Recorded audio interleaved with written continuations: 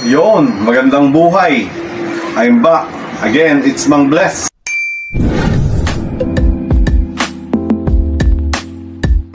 Para sa Real Talks.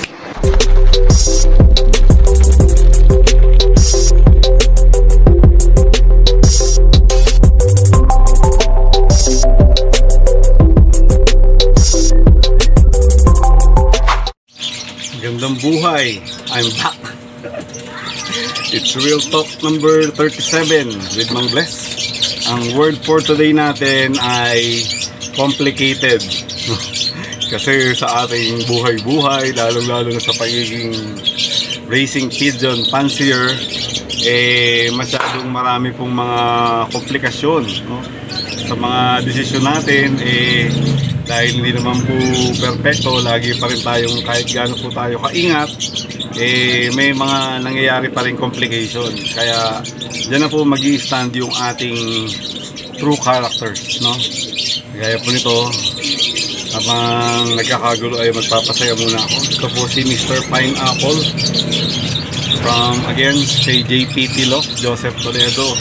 Ang silang, ito ay yung dalawang solo na OLR clacker niya from Bacolod OLR. 2 times solo at overall champion siyempre.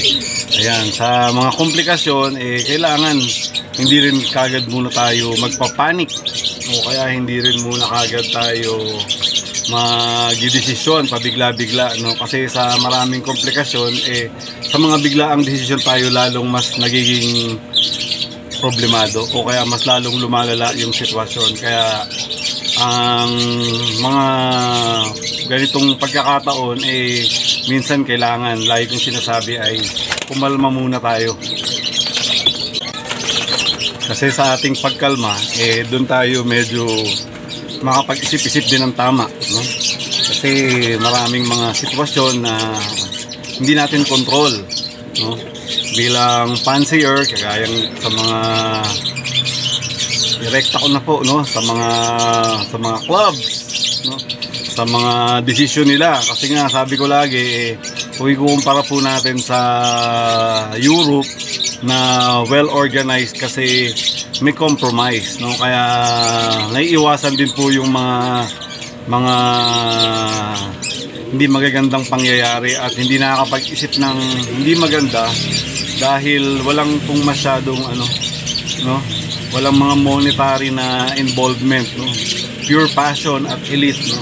Ngayon lang kasi kumikita na sila dahil maraming bumibili taga ibang bansa sa kanila, no? Pero sa mga komplikasyon din, natutokso na rin sila. Alam niyo po ba yon, na imbis na yung mga basura nila dati kinakatay, meron po silang palengke na katayan ng mga after 3 to 4 years na palpak na ibon, may katayan. Ngayon po sinusurvey na lang po nila sa ibang bansa dahil iba pa rin yung singsing ng Netherlands o kaya ng Belgium. At dahil dyan, pakilala ko lang po sa inyo siguro mga throwback ng mga imported na ito po yung sa akin mga black at sa mga stage. Kapag lumalapo po yung inbreed, nagkakaroon po sila na puyo. Kaya ito po ay si Black Paloma. Yan.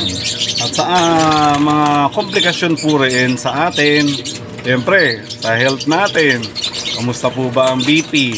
Yan po yung mga po ng pagiging fancier po natin, no?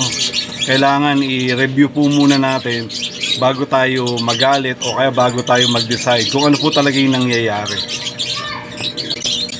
Siyempre, pagpatuloy po natin yan sa pag-introduce. Ito po ay ang pagbabalik ng mga old dissenting rin, ang Gold Band Team at ang 4th Asia Pacific na combo. Yan, ganito yung itsura kasi nung, kaya iningatan ko na po ito. Ito ang kung tawagin ko ngayon ay si New Supernova. Yan. At pagiging complicated po, no? Marami yan, di ba? Sa pag-iingat lang natin kung ano yung paborito natin, yun yung nadidisgrasya. O kaya sa mga paligid natin, meron tayong medyo hindi nakakasundo, no? Lalong-lalo na siguro sa mga mandaragit, o kaya laging may reklamo ng mga kapitbahay at iba pa, no? Parte po yan. Kaya dyan po natin i-check. Sabi kong lagi sa buhay-buhay, complicated din. Di lang naman sa relasyon yan, sa pamilya at sa mga iba pa nating ginagawa sa trabaho. Pero dyan po natin i-develop yung ating character. Sabi ko nga lagi, sa lahat ng sitwasyon, lagi po tayong dapat may countermeasures na para mas mapatibay tayo at mas matuto para sa mga darating pa maiwasan po yung mga ganitong komplikasyon. At shout out ko na rin ang mga marami pa pong concern. Unti-untiin lang po natin himayin muna para bago po natin ma-erase at hindi po mabura, may paalam, ma-erase sa kanila at ganun din para sa ikabubuti ng lahat. Hindi yung kagaya ng binabanggit ko na yung pabor lang sa atin, kailangan meron yun ding compromise para sa pangkalahatan. At dahil dyan, again, peace. Thank you.